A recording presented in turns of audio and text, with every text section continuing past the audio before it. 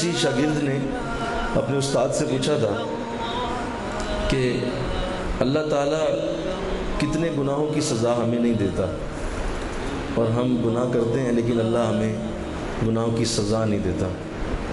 تو استاد نے کہا تھا بیٹا تمہیں علم نہیں ہے، اللہ تعالیٰ سزا ضرور دیتا ہے، گناہ کی سزا لازم آتی ہے۔ یہ ہو ہی نہیں سکتا کہ اگر کسی نے گناہ کیا ہو اور اس کی سزا نہ آئے۔ گناہ ضرور سزا دیتا ہے، لیکن سزائیں دو قسم کی ہوتی ہیں، ایک سزا چھوٹی کہلاتی ہے اور دوسری بڑی ہے۔ تو شاگرد نے پوچھا کہ چھوٹی سزا کون سی ہے؟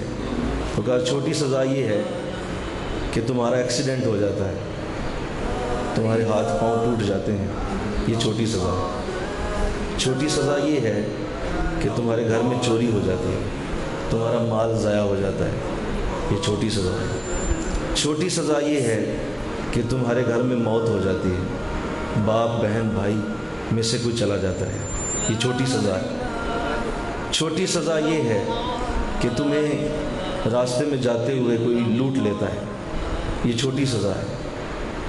تو شاگرد کہنے لگا کہ محترم یہ بتائیے تو بڑی کیا ہے؟ ہم تو یہ چھوٹی سزائیں سمجھتے، یہ تو بہت بڑی ہے ہماری نظر میں۔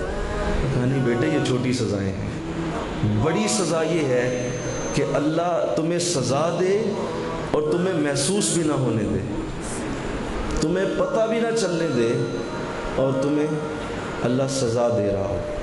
اس نے کہا سر براہ کرم اگر آپ مجھے بتا دیں کہ وہ کون سی سزائیں ہیں جو اللہ دیتا ہے ناراض جب ہو جاتا ہے وہ کسی سے، تو یہ تو چھوٹی سزائیں ہیں نا جو میں نے ابھی گنوائی ہیں، اور ہم سب انہی سزاؤں سے بھاگ رہے ہوتے ہیں۔ یہ تو کچھ بھی نہیں ہے، یہ تو چند دنوں کے معاملات ہیں، اس کے بعد انسان کو صبر آ جاتا ہے، لیکن جو اللہ غیر محسوس سزائیں دیتا ہے وہ بہت بڑی ہیں۔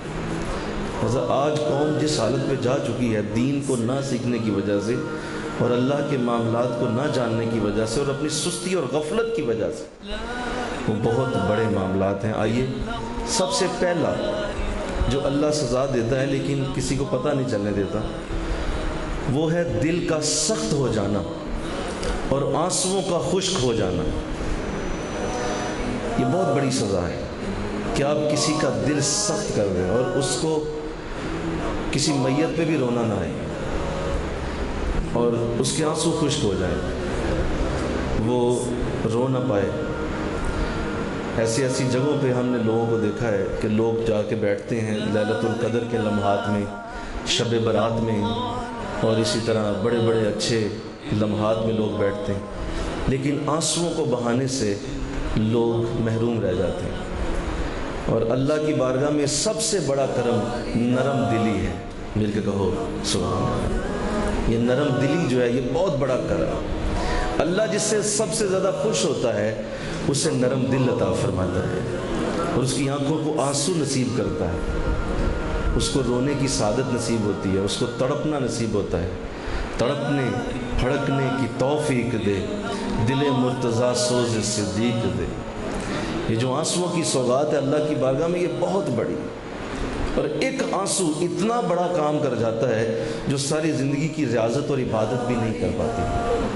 وہ آنسو آقا علیہ السلام نے ارشاد فرمایا جب انسان اللہ کے خوف سے روتا ہے تو اللہ تعالیٰ اس کے آنسو کے صدقے دوزخ کی آگ بھی بجھا دیتا ہے۔ ایک آنسو اتنا قیمتی ہے اللہ کی نظر میں۔ تو اللہ جس کے دل کو سخت کر دے اور جس کی آنکھوں کو رونا نصیب نہ ہو، اس سے بڑی بھی کوئی سزا ہو سکتی ہے؟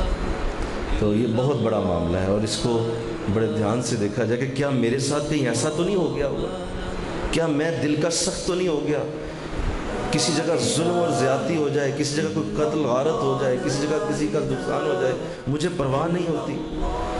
کیا ہو رہا ہے مسلمانوں کے ساتھ، کیا گلی محلے میں ہو رہا ہے، کیا لوگوں کے ساتھ ہو رہا ہے، جی ہمیں کیا۔ جب آپ نے یہ کہہ دیا تو آپ اللہ کے ہاں سب سے بڑے مجرم ہیں، کیونکہ آپ کا دل سخت ہو چکا ہے اور آپ کو کسی کی کوئی پرواہ نہیں ہے۔